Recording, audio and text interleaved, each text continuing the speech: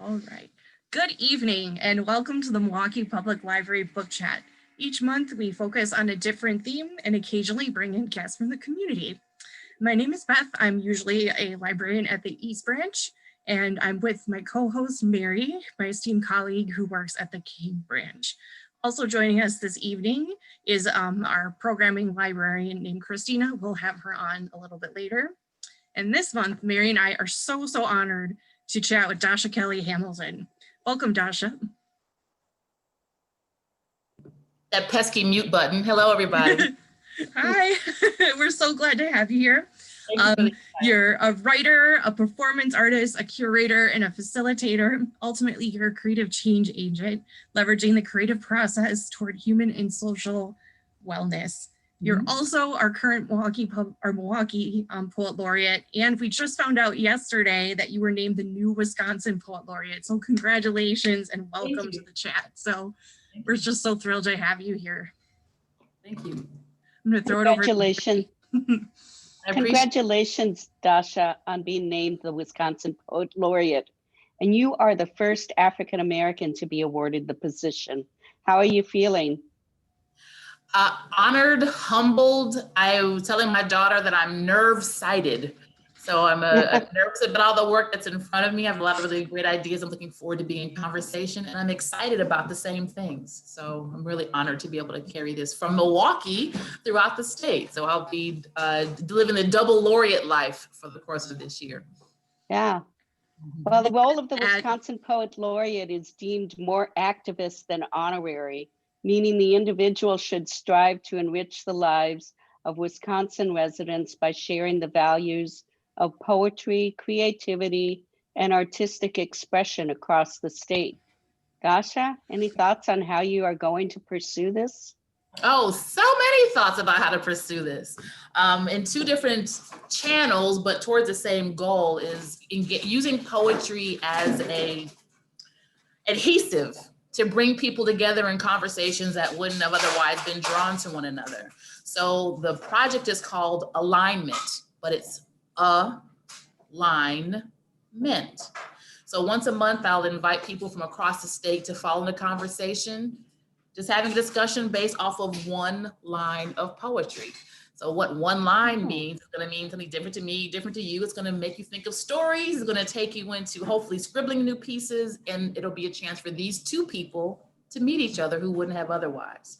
And I'll also enact that on a broader scale, the bigger part of the project, where Alignment will be a poetry exchange between writers who are traditional Wisconsin residents and writers who are residents of Wisconsin prisons. So I'm incredibly excited about all of those works and all of the collaboration, coalition building that it's going to take to pull it off. I'm most excited about that. I did notice that you will be working with people around the state, including the prisons, and to encourage a program partnership between writing groups and penal institutions. Can you talk a little bit more about what your goals are for that and how maybe some of our patrons might hope to participate in the future? Absolutely, absolutely. At the baseline level, it's to move forward an honest conversation, a human conversation about incarceration. Period, right? And for me personally, I've had that experience. I've been volunteering in Wisconsin prisons for about 15 years now. And out of all of the outreach I do, it's my favorite. I find that when I'm able to be in the community with these folks, they need this work. They need this relief. They fall into the art of poetry for completely different reasons and in really fresh ways. So knowing what I've experienced from all ages and all possible living arrangements, what poetry and poetry community has had an opportunity to do.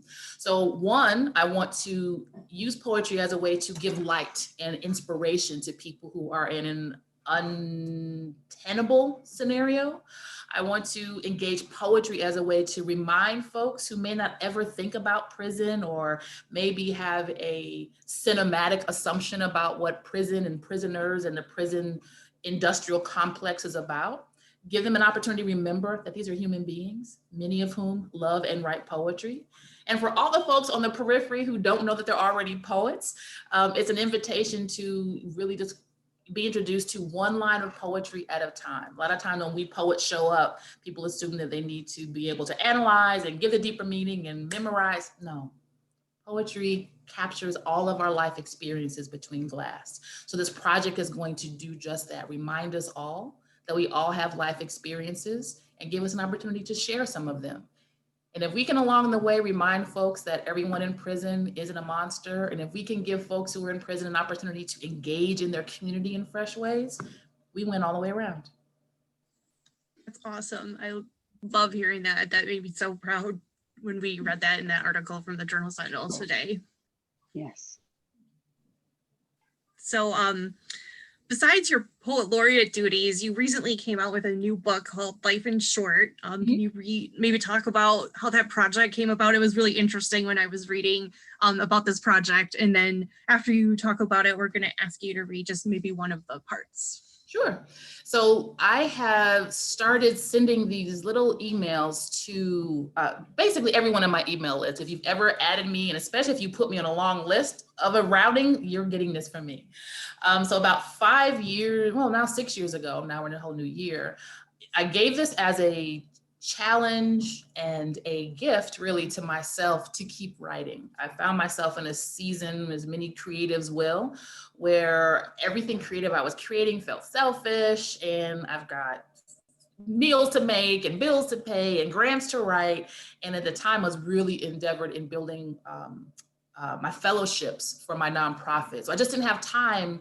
It didn't feel like it was okay for me to make time for my own writing. But as all the writers out there know, when writers don't write, we get cranky and we get crazy. So I didn't want that for me or my loved ones. So I gave myself this little opportunity to take these memories of my life and write them in small spaces. So each of the Dashnet stories are 100 words exactly. So I'll start off with a memory, and then I edit it backwards until I have this 100-word nugget, and I just started emailing them to people. And the platform that I use, people are also able to respond. And these little 100-word stories, one, it's a relief from all the other business that's in their inbox. Two, it reminds them of their own personal stories. And three, they're these tiny little moments that aren't necessarily big enough for a whole biography or a whole poem. But every heartbeat is still a story worth some words. So over the course of the years, I've sent these out, and I was invited to be an artist in residence with the Kohler Art Center, and was thinking and created a series where I taught people how to come up with their own little short stories. Because if I had a nickel for everyone who wants to write their own biography one day, this is definitely a way to get started. I call it a memoir in moments.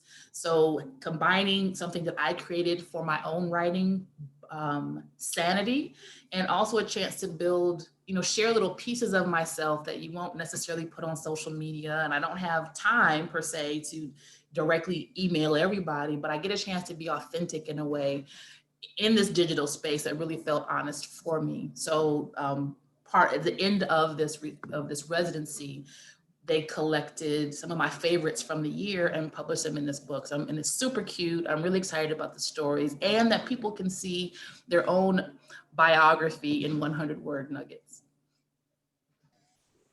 So I know we're getting a couple copies that are being cataloged for the library. So and if anyone who's attending, you can put that on hold right now. I'm in the waiting list myself. Do you want to share one of them with us? Sure. So of course, the hard part is always deciding which poem, which story, which excerpt, which part. And needless to say, of course I picked three, but I'm gonna go to one. And I'm gonna go to one that really speaks to the work I'm gonna be doing this year. It's called Motor. The classroom is warm. He rises to silence the window fan. The men protest. He quiets the room with a look. He points to the fan motor, to his nearby seat, and to his ear. Grumbles subside. He slides into his seat, always in the back, after all these years, with the balance of his life to go. He wears his wisdom all the time now, and eyeglasses. Inside these walls, between sheets of lined paper, he has seasoned from participant to leader, poet to proctor, from steeping to being. A breeze fills the room. His smile is slight. Mine is broad. The lesson goes on. That was wonderful. We might have you read another one. You said you picked out another two? I would like another one. How about everybody else? I would love another one. Excellent, excellent. Let's see. Okay, left hand or right hand? Left. All right. Undersides. Shay waits patiently at the edges of my imagination. We found one another a few years ago and have been stoking our mutual interest along the way. We arranged to steal away one Sunday morning to the upstairs writing chair. She was to show me all the memories gnawing at her undersides. Mission met me there instead. New character, new story. I found her collapsed against a wall, watching the curtain shears breathe. She was hiding from death, or celebrating it. I'll know once we figure out who the dead boy, man, turns out to be. Along my periphery, Shay sits with her long legs crossed. She's deciding, hopefully, to tell me her everything. Especially for all of the writers in this space where you have characters who feel very real to you, Shay has been whispering me to finish writing her for a very long time. So it's a blend of my fiction and my poetry endeavors, all in these little tiny spaces. So that's a little background for where that came from. Ooh, I'm excited to hear more about that for your future writing. That's really great. Mary, do you have any more questions? Yeah, those are delightful, Dasha. Would you say poetry is something that has lived within you all your life? When was that moment when you realized that poetry was your niche? I would say, and what's interesting is yes, the short answer is yes, poetry has been a part of me for the forever, but I didn't know it until I was in my 20s. So my introduction to poetry, like so many folks, were units in school. And by the time I'm at the high school level, I was in all the honors classes, and our challenge was to always find the deeper significance of these riddles. So I didn't enjoy that. And I always would challenge my instructors, how do we know that this is what the poet meant? How do we know that Camus meant that? How do we know that Langston said that? How do we know? So it wasn't until I was, again, in my 20s, a friend of mine from work, we went out and went to an open mic. So I'm able to see people who are alive right now, who aren't using necessarily Elizabethan language, and they're telling their stories in their language, and it made sense. And I have no problem about studying language and poetry and sussing meaning. I'm all about that. But as a high school student, it was more frustrating, and I didn't have a path forward to appreciate it. So in my world of going to open mics and poetry slams and returning to poetry on the page, I've realized that all along my writing style is poetic, and that the process of creating poetry is how I think anyway. So I found out, like many folks, I tell them all the time, you'll find out after the fact that you've been a poet all along. So once I was able to have language for this aesthetic, it broadened the way that I write, the things that I gave myself permission to write, and definitely was able to give me entryways into a lot of different stories. Nice. Yeah, I don't like to make New Year's resolutions, but I like to have a goal that's more adding something to my life. So adding poetry was my 2021 goal. So I'm so happy when we were able to invite you on this month. And I signed your new book kind of reminded me of something I signed up for, which is a poetry.org service where they deliver one poem to your inbox in your email every day, and I've been doing that and really enjoying it. So nice. I recommend that people do that if you want some free poetry too, and then definitely check out our collection that we have. You can put on hold through County Cat or through Hoopla. I've heard Hoopla Digital has a lot of poetry available to all of our patrons out there. Oh, that's great to know. Thank you. Yeah, I was surprised because it wasn't something I personally was looking for on that surface, because I usually listen to audiobooks using Hoopla, but I was like, all right, so yeah, definitely check that out. Would you have like a quick recommendation if somebody's really new to poetry, but you want to recommend them something contemporary to start kind of their journey? What would you recommend? I would recommend newbies take the track that I did, which was getting into poetry on the page by listening to poetry. So audio, definitely go through the internet and it's spoken word. So in that particular style of poetry presentation, it's not a style of poetry, but a style of how to present it. You're going to hear the words come to life because people are using their voice, their tone, their intonation, their emotions. And if you're new to poetry, sometimes just deciphering what these words are supposed to mean can be frustrating and a turnoff, because the beauty of poetry is you get to break all of the language rules, right? So if you're coming in looking for linear thinking and really clear explanation, you can land onto a very metaphysical poem, and that'll ruin it for the rest of the poems. So I don't want to do that. So I would recommend going to Brave New Voices, National Poetry Slam, Poetry Slam Incorporated, Right Now Poets. And there's another huge one that just fell out of my brain right now.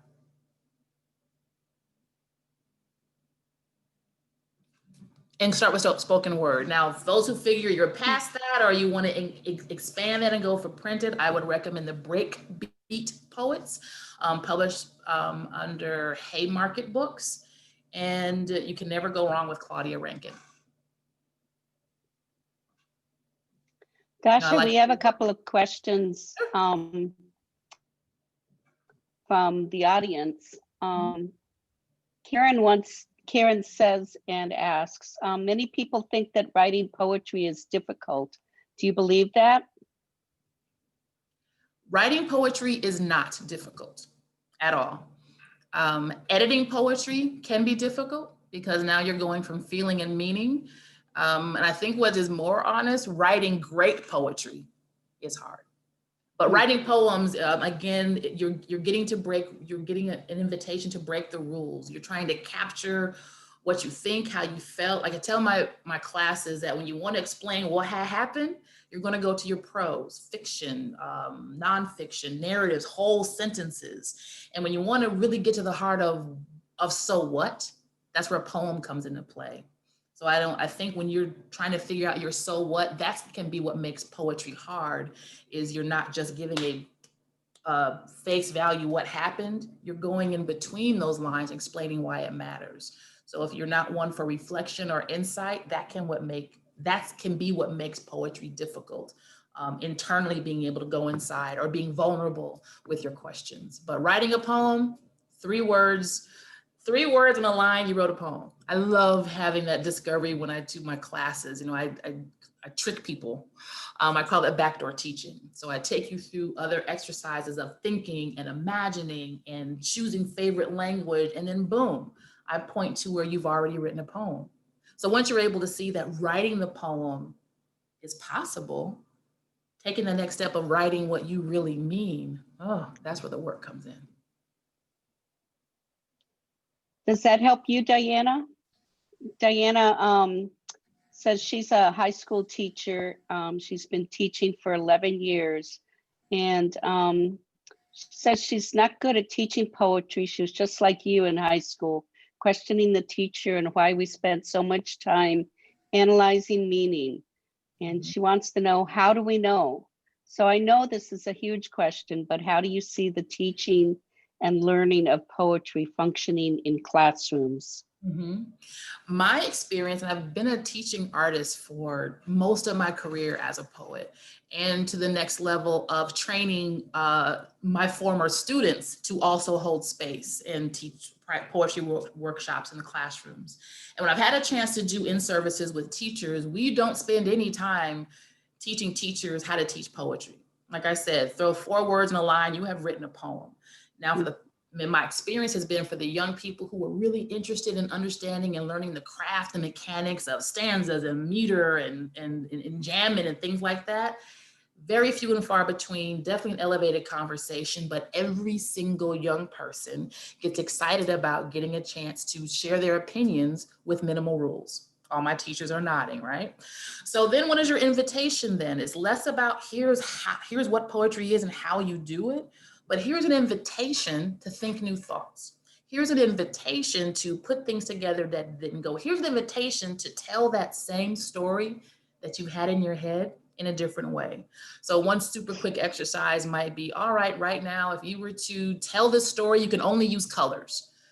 So at first they're gonna go, why? What, Miss Jenkins? That's dumb. And they'll go, all right, blue, blue, red, turquoise. And it's a lot of words. They're intentional about what they're thinking and how they put them together. And that's what a poem is the intention of what you wanna say.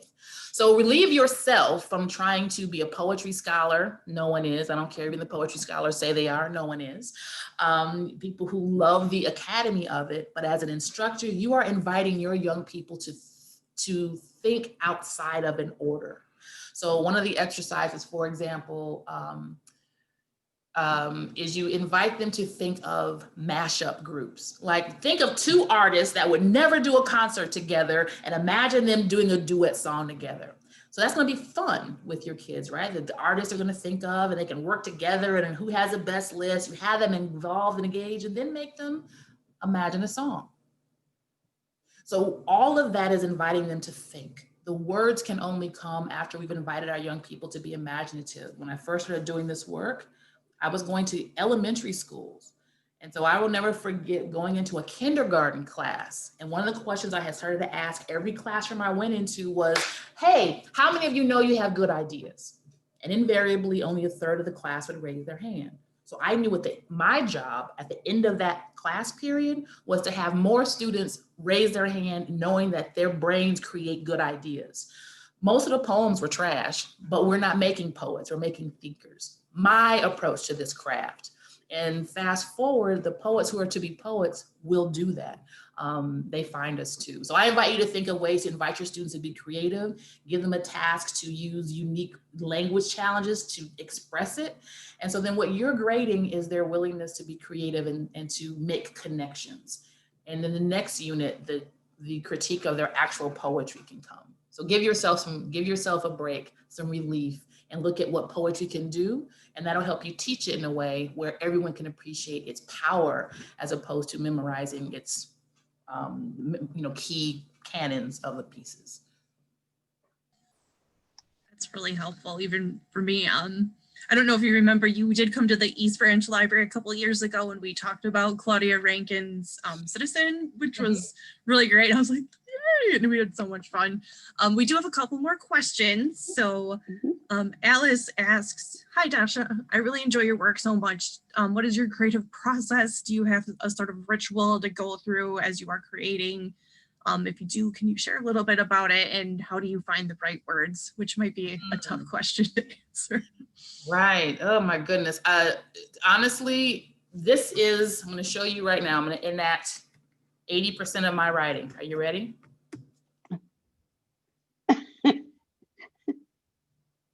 And all of the right words are in the ceiling, by the way. So that's where they come from. But my process, a lot of it, especially this year, is putting things in place so that I always have material and ideas to work from. Because again, a lot of this staring is already like what word to choose. If I had to do this for what word to choose and what to write in the first place, I would never ever get anything done. So having things in place, I keep a list of my Dashnets, for example, which is where the life in short pieces come from. So I don't have to, the memories are there, so I can go and pull from there. I have edited language out of other pieces and little notes and from lectures I sit in and curious trivia that sticks in my brain. So I keep a basket of places to start. And so then I typically, particularly with my poems, I write longhand first. I don't know what it is about the scribbling and making a mess and the arrows and the stars and the scratches, and then I will type, which of course is then another editing process.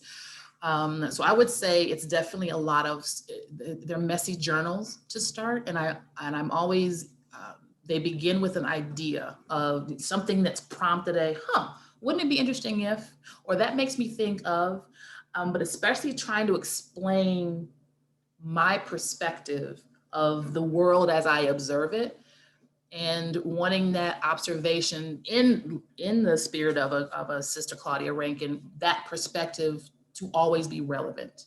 So even the things that aren't relevant are from me, and they stay in my journal, and they may never hit the light of day. And sometimes, and oftentimes, I'll write things that aren't for anyone else to see. It's for me to sort things out. But as a process, it's always, and not to ignore that moment. Turn that into a craft, a story, a dashnet, a poem, a something where I'm connecting my ideas with the world.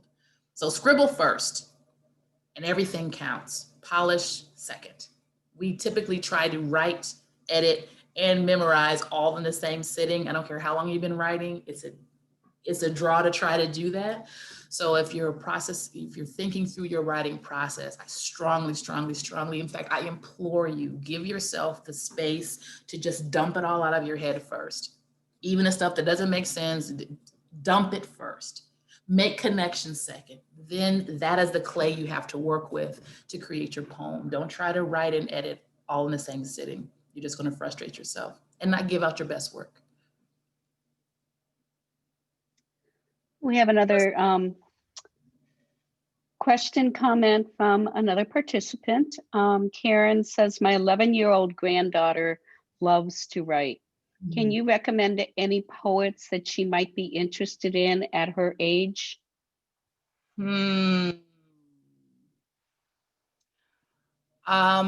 Elizabeth Acevedo, Acevedo.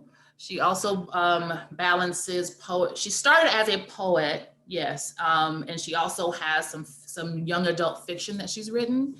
But so knowing who raised her, poets, I think that you would really enjoy, your granddaughter would enjoy her perspective, and also just that bridge between telling truth stories and also presenting them in poems.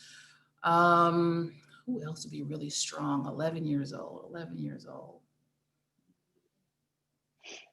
I think Mahogany Brown with an E at the end. So, in fact, she has a book that she put out last year that's called Woke Baby. So it's encouraging as young as infants and toddlers. And it's really more for the parents, obviously, but she also has a long pen game in terms of positioning stories and narratives that are going to be empowering to young girls. And just so everyone knows, I'm trying to drop some links to the catalog with the author recommendations and titles in the chat, so as we go.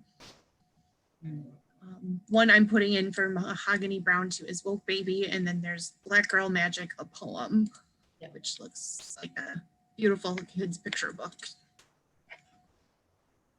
Okay, looks like that's our last question. Yeah.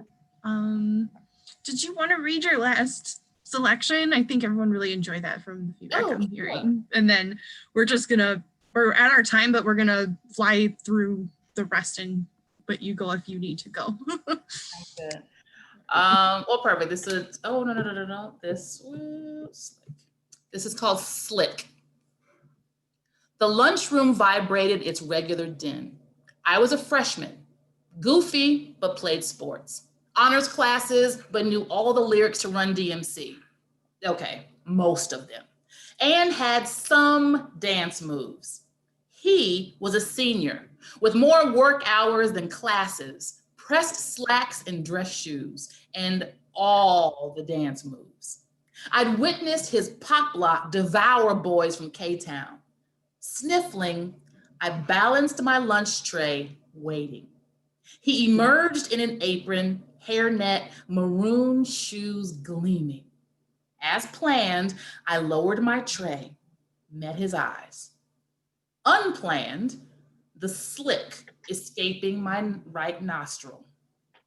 Fleeing became my new dance move.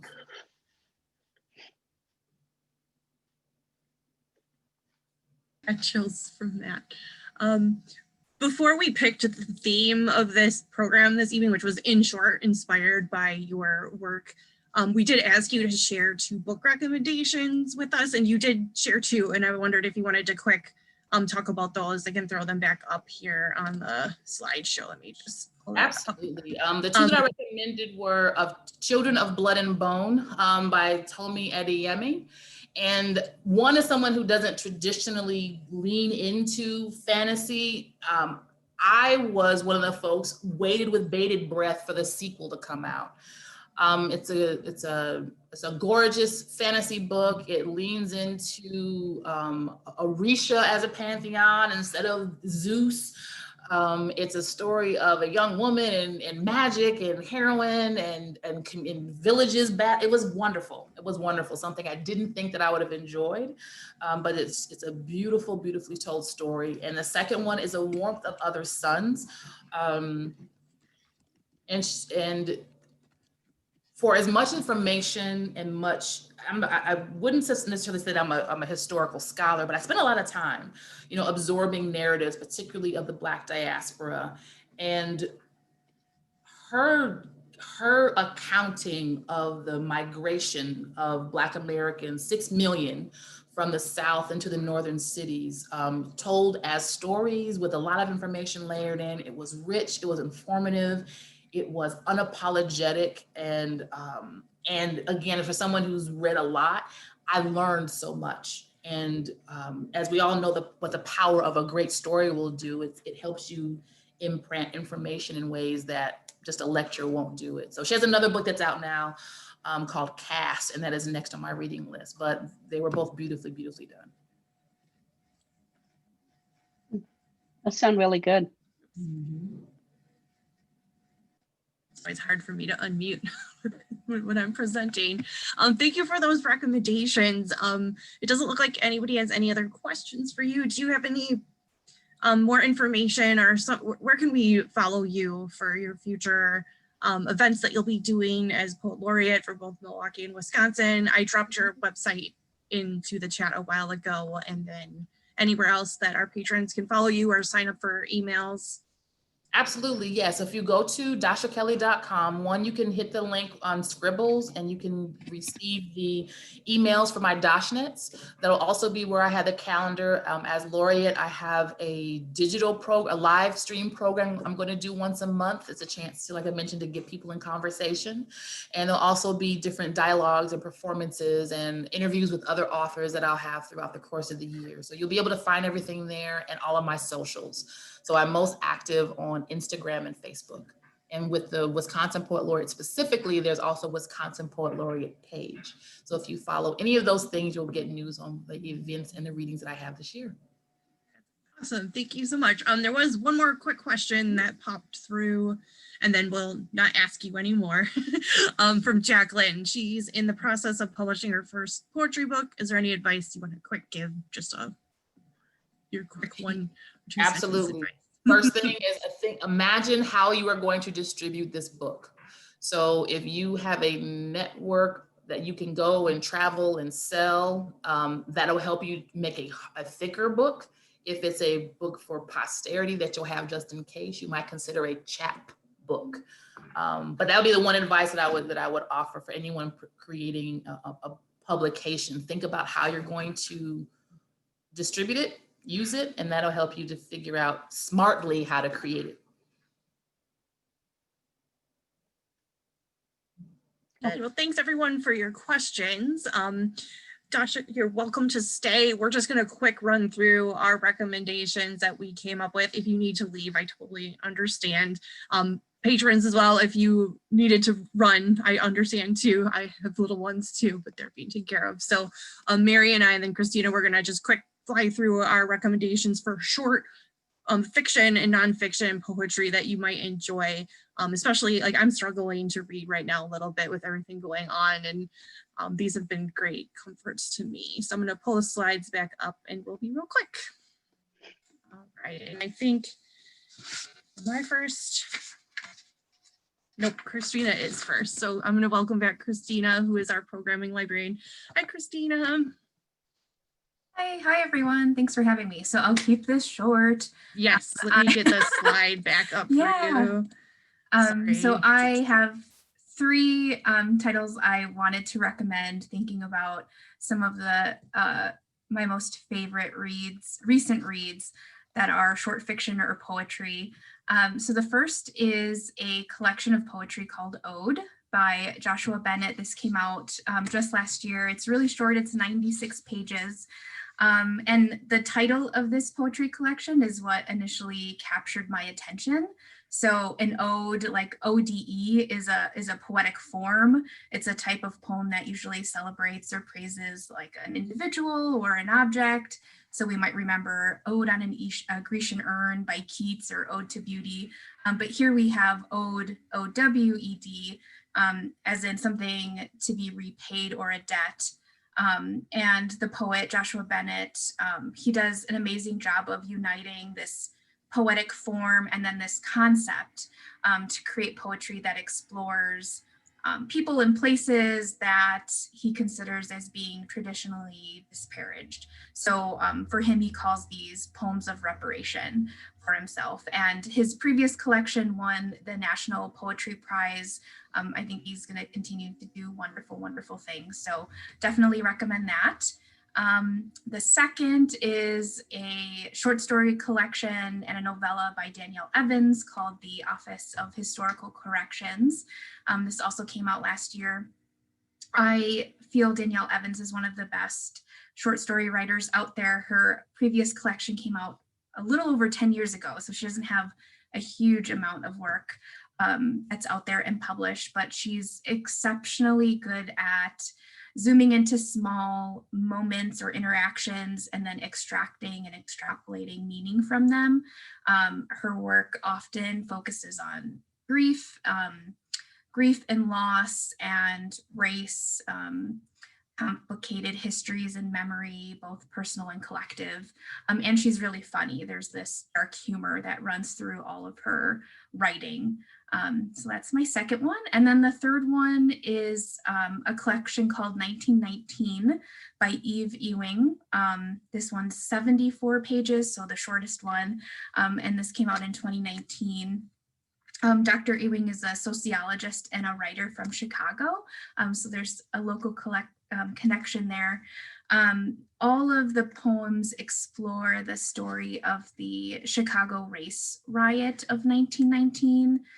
These riots were part of what's known as the Red Summer, a violence that happened across the country.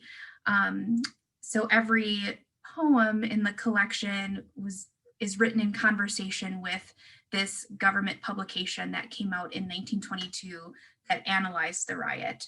So it might sound weird that a government commissioned report is, inspiring a poetry collection, but it's so interesting.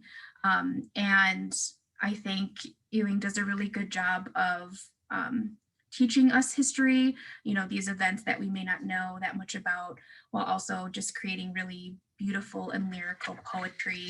And the collection does include photographs as well. So it's one that I keep nearby always. So there's poems throughout. It's divided into before, what happened, and then after this very specific event. So those are my recommendations. Thank you, Christina. Those are wonderful recommendations. I wasn't able to drop all three of those in the chat just now, but we will email the complete list out to everyone who registered today. And then I get to go next. Let me change the slide. Okay, so I've had the So We Can Glow book on my TBR for quite a while, and it's one I've finally started dipping into. It's by Lisa Cross Smith, and it came out last year. And I feel like it's one of those books that came out in 2020 and didn't get as much press and buzz and talked about as much as I would have liked because of everything going on. So I definitely recommend people pick this one up. There are 44 short stories in this book. So it looks like a normal length book, but 44 short stories. So you can very easily jump in and read one when you have a couple minutes to do so.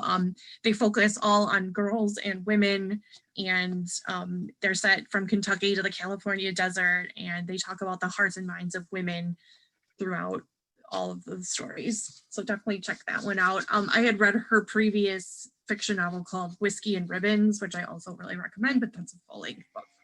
Okay, and then my next one, again, I mentioned I'm starting kind of to add poetry reading into my week, and I was recommended Nikita Gill's Fierce Fairy Tales. She is a poet, writer, and Instagram sensation, and she wrote this, I think, in 2018, so it's a couple years old, but there's beautiful illustrations and poems that are all traditional fairy tales that are thrown away and updated for today, and making sure to make them feminist and get rid of gender stereotypes. And they're really riveting, and they really are speaking to me, especially in this moment in time. So again, Fierce Fairy Tales by Nikita Gill. And then I'm gonna go ahead and turn it over to Mary. Yeah, when I am looking for short stories to read, I oftentimes turn to the Best American Short Stories series, and I find them to be a wonderful go-to when I want to read shorts but don't know where to begin or don't have a particular book in mind. This year's collection is edited by Curtis Sittenfeld. She's the author of The American Wife, Eligible, and You Think It, I'll Say It, a collection of short fiction. Modern Japanese short stories, 25 stories by Japan's leading writers. This collection of short stories offers a revealing picture of modern Japanese culture and society. It includes a story by Nobel Prize winner Yasunari Kawabata. I think that's how you would say that. And then, are you learning a foreign language? We have books and short stories in Spanish, Arabic, Italian, German, Korean, and more that are excellent ways for you to practice the language by reading it. Also, are you learning English as a second language or know someone that is? Check out Short Stories in English. These are stories that are geared to the individual for whom English is not their born language. Excellent. So those were our recommendations for this evening. And as we wrap up, I just want to let everyone know we are so honored and pleased to announce our next special guest for the February book chat, which will happen on Tuesday, February 9th at 6 p.m. will be author Kate Claiborne. You might know her from her book, Luck of the Draw, Love Lettering, and her next book, which is coming out in mid-February, Love at First. Kate is going to be the honored author who will be part of the Overdrive Together We Read program, which is this amazing thing where Overdrive will be offering love lettering between February 10th and 24th as an immediate download, so you don't have to wait in line to check that out with your library card. I hope you can join Mary and I to talk to Kate next month. Anything else you want to say, Mary? I'm good. I look forward to seeing you all next month. And thank you so much for coming today, Dasha. It was just so much a pleasure getting to know you, listening to your dash nets. And I look forward to keeping track of you. And again, congratulations on that honor of being awarded Wisconsin Poet Laureate. Thank you so much. I appreciate being here with you all. Yeah. Thank you. And as always, for everyone else, you can stay up to date with the Milwaukee Public Library's virtual programming at mpl.org/stay connected, and of course, online on Facebook and Twitter and Instagram. See you next time, everyone. Have a good evening. Bye.